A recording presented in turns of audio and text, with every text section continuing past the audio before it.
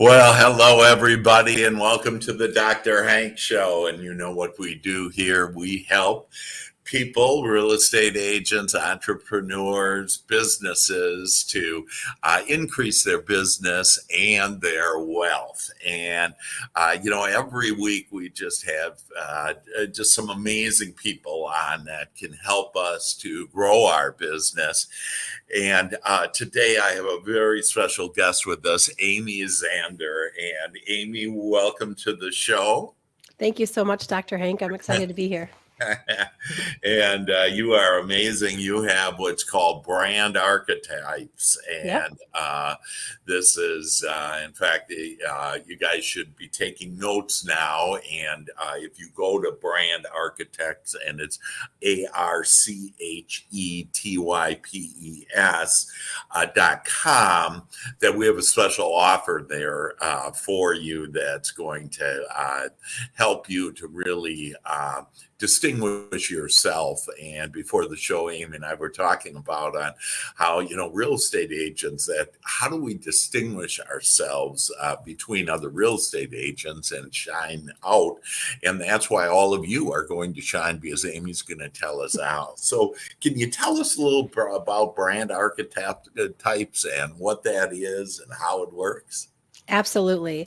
I've been using brand archetypes philosophy for about 10 years now. And when I first found out about it, it was this huge relief to me, because it takes the huge momentous job of branding and marketing, which is hard, and it makes it simpler.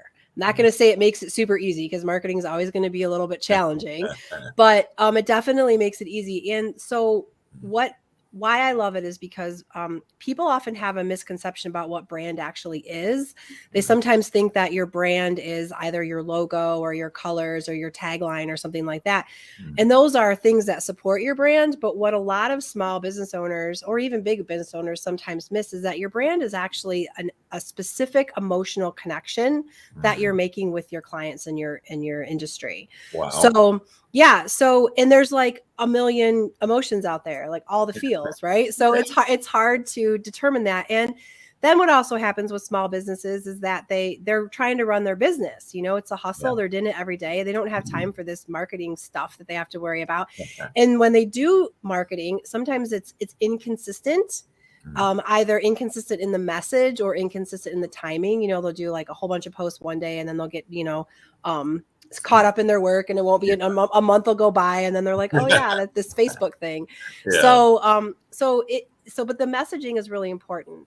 And so that's why I really love brand archetypes, because it really distills down, and it gives you one emotion and one focus and one idea to concentrate your marketing on. And I think that makes everything so much easier, because you only have to do one thing instead of 10,000 things. That's great. I love that. Yeah.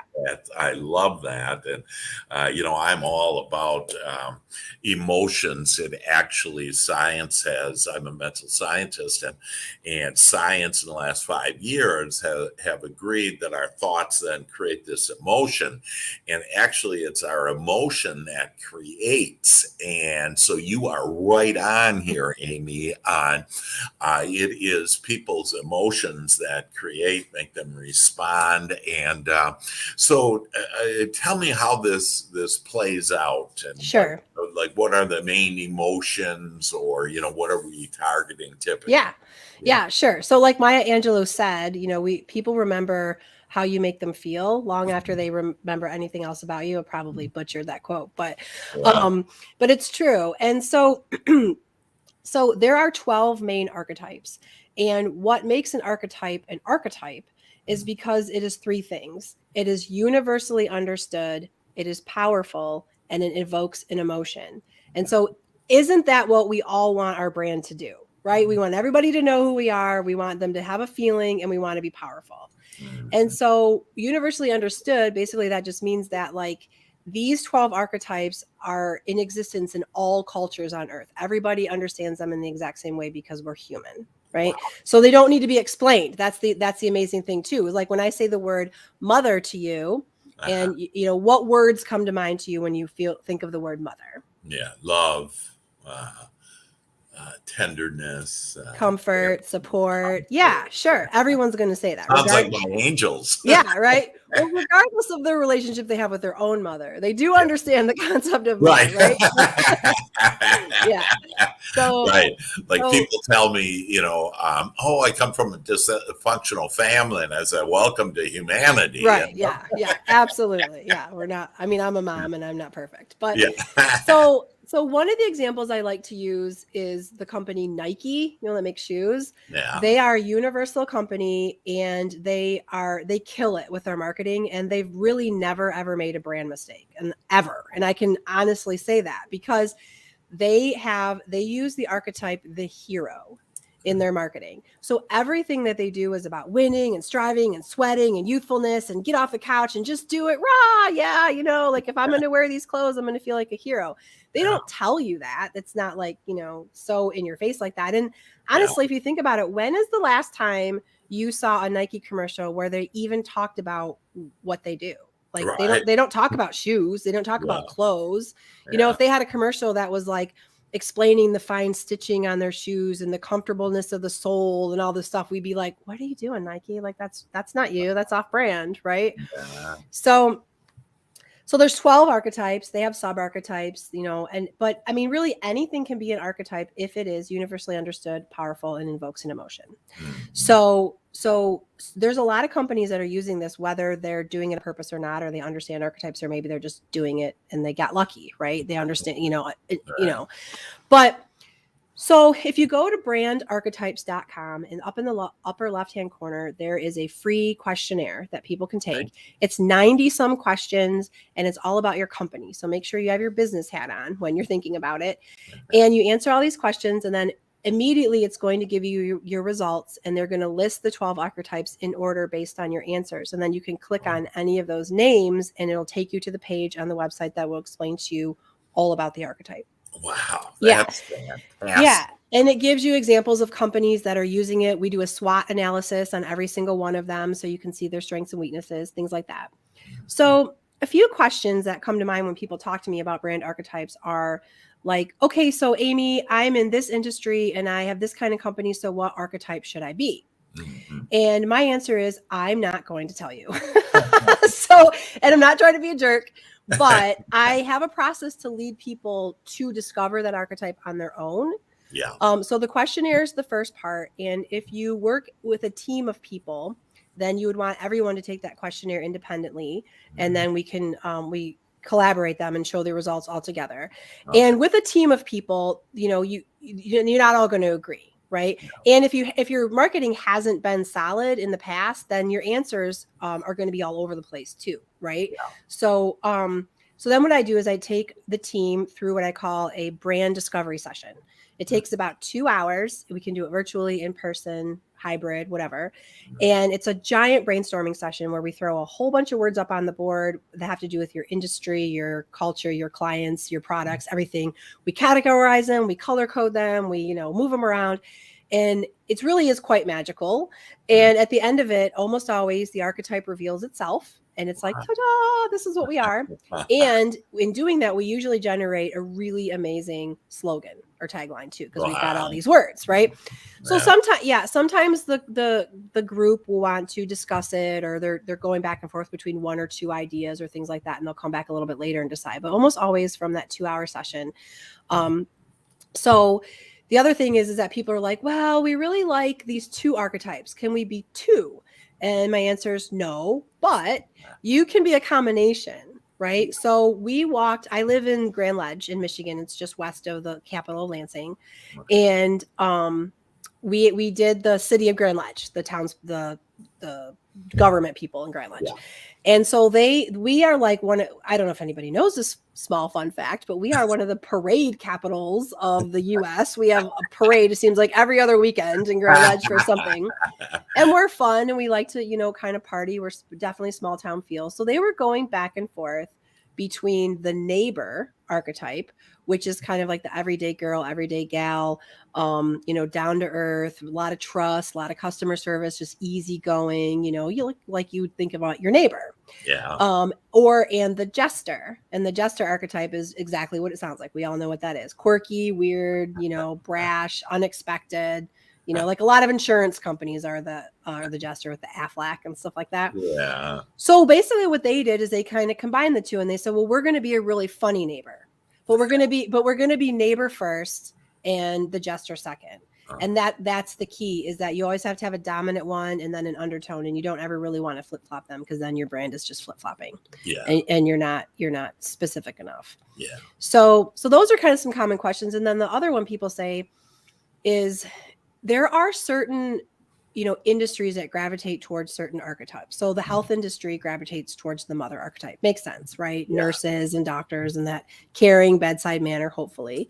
Yeah. But my argument would be, if you are in an industry where it's pretty dominant what the market message is, or that emotion, do something completely different. Stand out. Don't do what everybody else is doing. So if you're a new insurance agency moving into town, I would say, well, why don't you just be anything but the jester? Because that's kind of overdone and everybody's doing it, right? Wow. So that's the only advice I really give people when they're trying to make me tell them what archetype to be. Yeah. And I would rather lead them to it, right? Yeah, that's great. Yeah. So can you share with us, what are the 12 archetypes?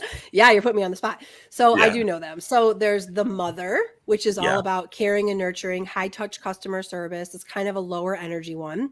There's closely related to that is the neighbor. So that's just a little bit less motherly, more like friend, right? An example of that company could be like Dunkin' Donuts or Wendy's, or like, remember the Maytag man? Like he was your neighbor. Like you're not going to let just any creepster into your house, right? Like you trusted him, right? Yeah. So there's that one. And then there's mother, the neighbor, there's the innocent, or sometimes people call it the angel archetype.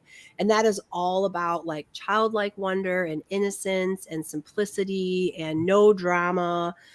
Sometimes organic companies will pick that one, or like, Whole Foods, things like that, when they're talking about pure green, things like that. So then there's the outlaw, my favorite. That's the archetype that I am. So if you think like Harley Davidson, Apple computers, people that do things differently, outside the box, break the rules a little bit edgy. So there's that. There's a jester we talked about.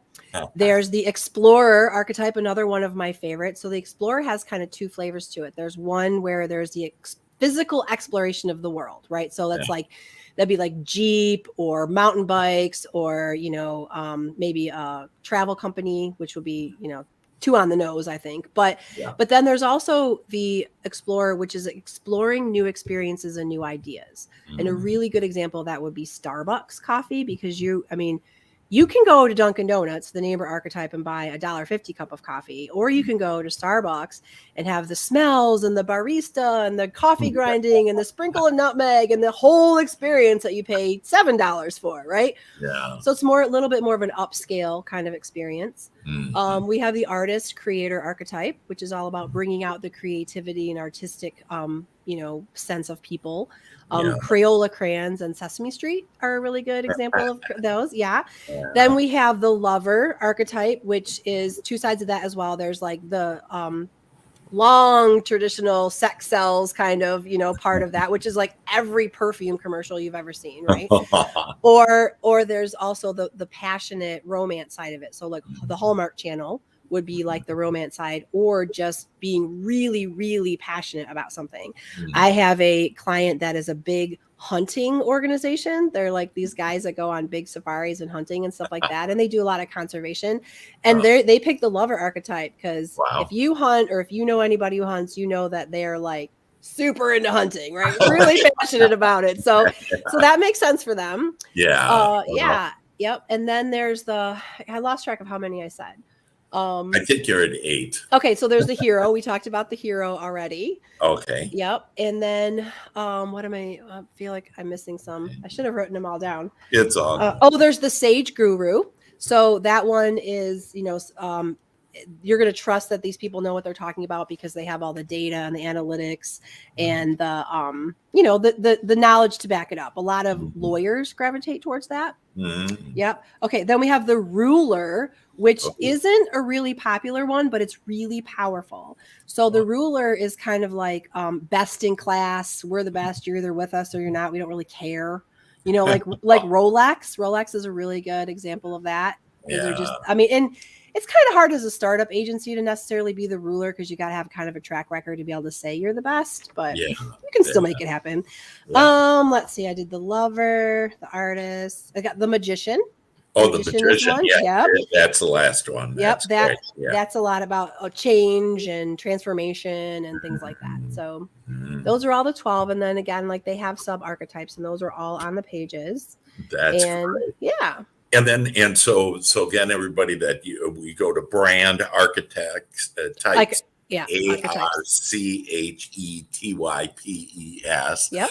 .com and go ahead and do yourself a favor, do your business a favor, do your family a favor, and fill out those 90 questions and find out what you primarily are on that archetype, because that will be able to take you to distinguish you. And again, we use this can really be for anyone, but if we discuss real estate agents, how do you make, and in fact, can you give us, Amy, an example on, I know you've worked with different brokers Mm-hmm. in real estate, and can you give us an example on where someone really became successful and distinguished themselves as far as an agent is concerned? Yes, absolutely. Great. So just like you were saying, this philosophy, brand archetypes philosophy works whether you're a solopreneur, which you are as an agent, pretty much, even if you work for a brokerage or whatever, you're Right. still, competing with every single real estate agent out there. Yeah. So it works for both solopreneurs and regular, entrepreneur businesses or larger businesses. Yeah. So you have to distinguish yourself between all the other agents in your agency and then also in your area. Yeah. So I have a friend of mine who she is called the real estate matchmaker, and she has adopted the lover, right? And Mhm. so she is, she kind of, not kind of, she does market herself as the matchmaker. And she always talks about, not only do I have to be the right real estate agent for you, but you have to be the right client for me. And we have to like each other and hit it off if we're going to work together and sell our house, and I'm going to make your dreams come true. So she has her logo as like a heart. She's called the real estate matchmaker, and she has like everybody in the Lansing area knows her. Everybody. And it's all over her marketing. And her like hashtag is real estate matchmaker. She's, all of her handles are at real estate matchmaker. She's killing it. And it's great because that really sets her apart from everybody else. That's awesome. I just love that example, and how to do that.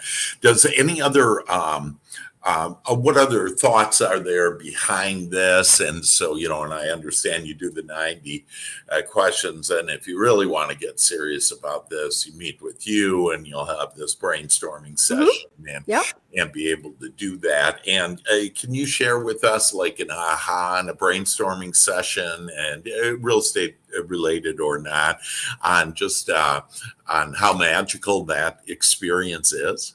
Yeah. So they happen. I love doing those brand discovery sessions with any size group. Usually it works best if it's about 10 people or under, because when you get like 20, 30 people in the room, it's kind of like too many cooks in the kitchen. Yeah, right. But if you are a solopreneur, I always recommend that you have 2 or 3 other people with you, just like either your spouse, best friend, a client, another agent that knows you, like, just so you can get some more input in the room. So sometimes it's better when there's more brains, Awesome. Yeah. So that helps.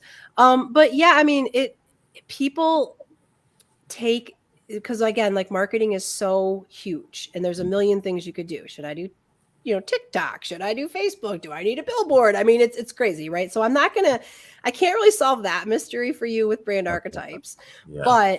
But the other thing it does is when you pick your archetype, it razor focuses you on your message, and all you have to ask yourself in anything that you ever do, whether again it's a Facebook ad, a billboard, a brochure, how you answer your phone, how you treat your customers, is say you pick the mother.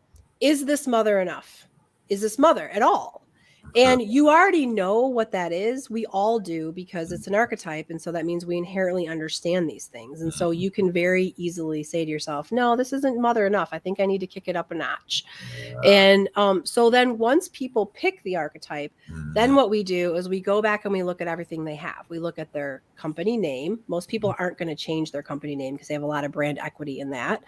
But you can tweak it a little bit. We're going to change, you're going to look at your logo, your colors, everything that you use, your tagline, hashtags, all that stuff. So that's like the first step. And then we start looking at your website content, your brochure content, that kind of thing, all your words. And we just basically tweak it. We rewrite it so that it has all these lovely archetypal words in it that match your archetype, right? So you start evoking that emotion all the time with everything that you do.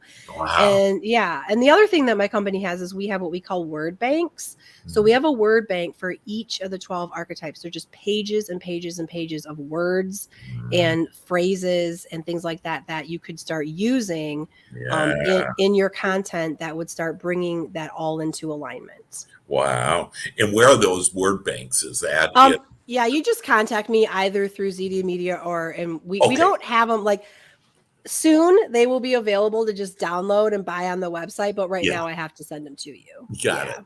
Yeah. Okay. And again, that Zedia. So this is something kind of the mother company, if you will, is media, Zedia Media, and it's ZEEDIA and .com, and so you could go there as well. And I love that because the same that the when you have this uniform message and you keep on doing it, and a lot of people. I was an executive with Procter and Gamble for 15 years, and they're the largest marketer in the world, and they would say to me, why do we have to keep on, running like all these ads and everything, the same ad all the time? And it's because us people don't accept new ideas till at least the sixth time. Yeah. So we need to hear that. And then when you have a uniform message that even though it may be a different commercial, if you will, or different post, whatever, it still has that same theme and evoking that same emotion. Right. And so it is just right on with that. Well, that is fabulous, Amy. Is there any other thing we should know about that, understand what you do that might be helpful for us in marketing our companies? Yeah, I can't stress enough that emotional connection. So each one of these archetypes has a specific emotion or, 2 or 3 emotions that are closely related. Yeah. And that is just often the really big thing that people miss in their marketing or their branding is that emotion. So for example, my company, Zedia Media, is the outlaw archetype. And so the feeling that I am trying to evoke all the time is freedom. So we provide freedom to our clients because we are taking care of their marketing, whether that be building them a new website, their social media management marketing, whatever that part of it is, they can concentrate on their business because we are taking care of the marketing. So it's free. Freedom is what I'm always going after. I love that. And if I can, that our souls are here for 3 primary reasons. The first reason is growth. And the second reason, or I'll give the prize, is joy. So we're here to growth, joy, but in the middle there is freedom.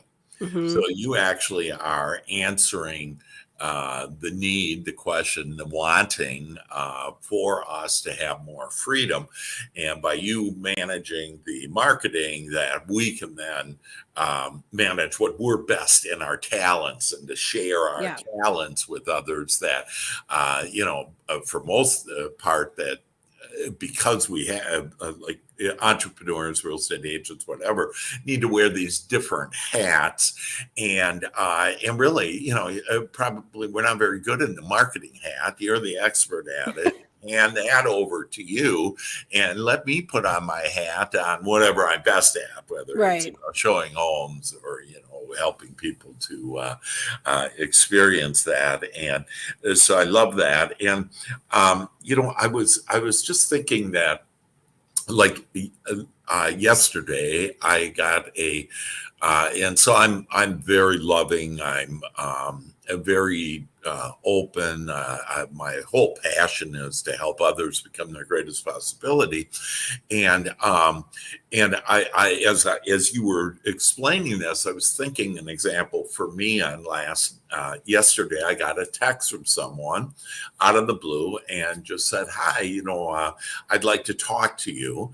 And so I called her last night, and I mean, like within 5 seconds, we were like dear old friends and just talking and sharing our hearts and about spirituality and angels and the love of money, and which is good, by the way. Oh yeah, I'm a capitalist. Yeah, money just equals freedom, actually. Yeah. And so there we are, Absolutely. I always get a kick out of people say, "Oh, the Bible said," it was misunderstanding. People misunderstood what the Bible was saying about the love is the root of all evil and loving money. And it's kind of funny, I share with people that, back in Christ's time, when that was written, that one way to express wealth was to have sheep. And so certainly a sheep, I got this sheep under my arm, is the root of all evil. Right. and the whole point was that everything comes from God, if you will. Yeah, if you worship money. That is, on that.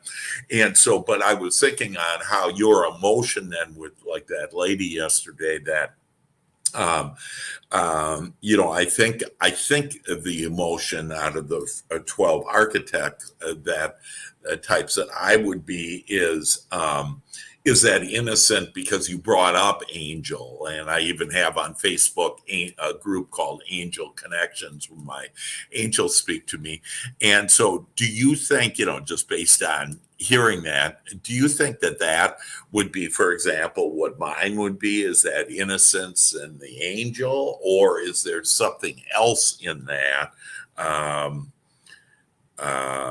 Because it could be the lover, could be the artist, maybe the magician, because it's changing from thinking that the outside world is controlling us versus the inside world. Transformation. So any thoughts on that, just to kind of help us? There's other people, I'm sure, are saying, "Hey, I'm this way." And so which out of those 12 am I? So taking my situation a little bit, I shared with you, what do you think probably, and I know I'm supposed to answer the 90 questions, and I will, but the brand archetype, which one would you say that I probably am? Well, we have, we've only known each other like a short time, but so any archetype can work for anybody. It's the case that you make for it, and it's your story, and it's how you feel about it. But you just made an amazing case for yourself about the angel, the innocent. And so, and you really connect with it and identify with it. And absolutely, that could work for you. And, the main thing about that is removing chaos from the world is what the innocent, angel is all about. It's that childlike wonder, seeing the world through, child eyes, and making everything very, very simple, not chaotic, no drama, that kind of thing. So that's what that's about, So, that could absolutely work. Yeah. For sure. Beautiful. And I did want to say, you made me think of something. So solopreneurs are different from, a company, because you are the face of your business. Agents, real estate agents are essentially solopreneurs for themselves. And so nobody's going to pick an archetype that's opposite of who they are, right? Because you have to be the face of your business, and it's going to come naturally.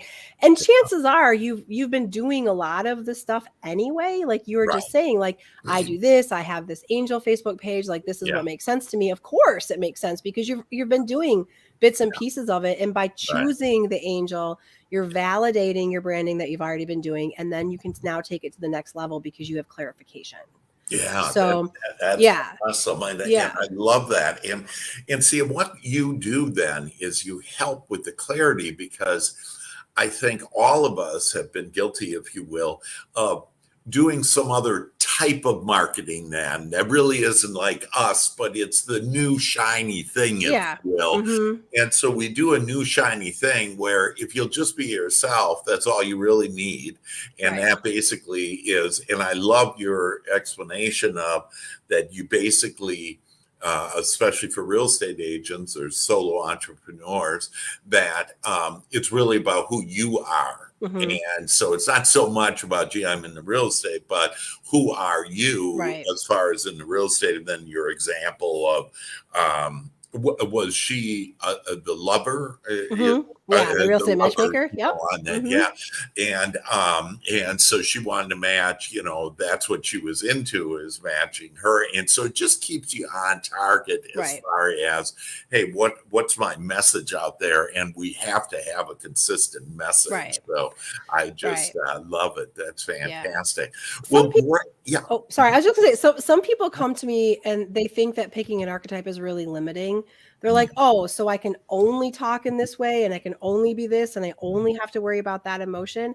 And Yeah. I'm like, "Yeah, yeah, but it's freeing because there's all this other stuff you don't have to worry about, but Yeah. there's so much depth and stuff that you can do within that one archetype and within that emotional base that it's not limiting, and it's just a mind shift, a way to think about it. I think if people thought about it as freeing, like, oh, now I have this focus, then Yeah. they'd be able to appreciate it more. Yeah, that's Mhm. awesome. Well, I sure appreciate your insight on that, Amy. And I do love things that are easy and free and simple. And you definitely have the solution for what can be very complex in marketing on how to keep it simple and easy. So, again, to go to Brand Archetypes, it's ARCHETYPES.com, and that's where you're going to download those 90 questions, answer those questions, and then you'll get immediately which archetype that is your focus, and then take it from there. And Amy will take it from there with you and do that brainstorming session and really get you honed in on this. And then she can manage all. Once she knows that, and you guys know that, you'll both have a better understanding of how to be able to really attract the type of people that you want and the type of business that you want. And Amy can do it all for you, right? We do, social media marketing, websites, logos, all that stuff. Yep. That's awesome. That's fantastic. Well, great. Well, any last comments for us, Amy, to kind of guide us? Any thoughts that come to mind that we should also hear from you today? Well, yeah, so if you do go to the quiz and you take it and you get your list of 12 in order, just remember that you don't have to go with the very top one. If you Okay. read, I mean, sometimes there'll be a number after them, like a score, and sometimes they'll be tied. So like the two or Yeah. three top ones will have the same score after them. Yeah. But I would encourage everybody to explore at least your top like 4 or 5. And Yeah. just kind of just sit with them, think about them. Can I do this? How would I say it this way? And is this me? And I mean, every real estate agent wants to be professional, wants to be trustworthy, wants their clients to like them, they want to find the right house for them. So those are like, of course, right? Yeah. But just I challenge you to like just think a little bit beyond that, beyond your industry, Yeah. and think about your personality and how you really want people to feel. I mean, some real estate agents are going to be like pizzazz and excited and woo, and then other ones are going to be more like, down to earth and quieter, and the fresh Mhm. baked cookie smell in the house and things like that. So it's really who you are, right? Like, Yeah. and standing apart from everybody else. That's great. I just love it. And that makes it so natural too, on Yeah. this to be an easy fit. And I think that, as we go up there and we do look at that, to really ask yourself, not only on how you want to make others feel, but also on, who are you? And so what type of feeling do you want to express out there? Right. And I think it'll rise to the top, like cream rises to the top. Yeah. This comes from my Wisconsin background. Nice. Yeah. Cows. I You know, yeah. yeah. I think the ruler archetype could work really well for certain agents too. It's not a popular picked one, but there are some people out there that really want the best of the best, and they want, and if you could run with that and have that ego and have that, like, I'm the best if you're going to work with me, I think it could really work for some people. That's So, awesome. I have these amazing assessments, and I can actually um, identify people on who would be the rulers. So mhm. we could kind of, match that Yep. up to be able to say, hey, Yeah. naturally, I can tell you, hey, you're this driver, want to control, big ego, you want to make the decisions. And there's people out there that, I always say to people, all you need is 1% of the population, and you'll be, independently wealthy. Right. And Absolutely. Yeah. so, hey, so we don't need to please everybody. And, but if you please yourself, you'll attract those people that will please you and them. Yep. So that's fantastic. Well, Amy, we thank you so much for being on the show today. That we'll send this out to everybody too. We're live right now, but be able to send it out and share this good news on how to be freer, how to really understand the simple steps to be able to be a marketing genius. That's right. With Amy Zander. That's Amy, right. thanks so much. Appreciate it. Thank you. I've enjoyed it. It's been great. Okay. All the best. And for all of you out there, know that everything you want is coming your way. Love you all. Bye-bye.